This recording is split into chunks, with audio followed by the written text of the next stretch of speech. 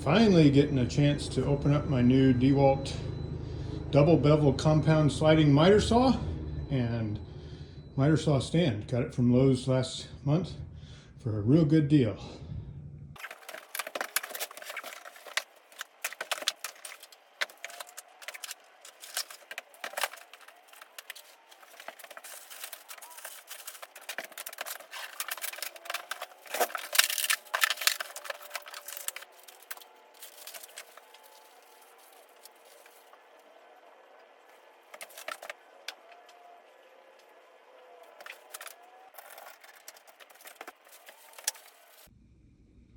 This is the wrench for the saw blade. Has a cute little spot to store, so we don't lose it. Isn't that nice? The material clamp goes in one direction, and when I loosen that, it'll swing over the fence. But in this direction, it's locked in. It cannot pull out.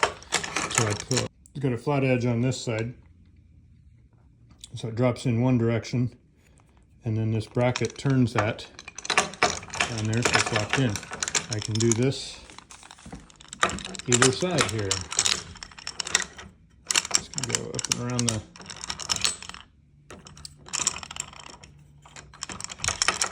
I guess we might have to slide that in. There we go. Slide the fence in. I can go up and around. Once again, that can lock down and won't go anywhere. Of course, I probably need to clamp this down. Like that. That's that. The only thing I could say about this clamp is maybe I've got to look in the instruction manual. Maybe have a place to store this. I don't see where that would go other than just loose here. Otherwise, there's our setup. New DeWalt dual compound bevel miter sliding miter saw. Double bevel compound sliding miter saw. There we go. And stand. These are kind of cool. These extensions. I can unlock it. Pull this pretty far out here. Look at that. That's a good 6 feet away from the blade. And then this pulls up if I wanted to do a stop and mark things this long or shorter. Well, now that it's set up, let's go get an extension cord and show you the first cut. Before we do all that, let's tighten these up and not lose this from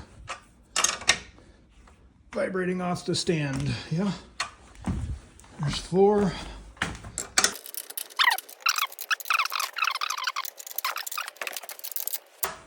All set, ready to go.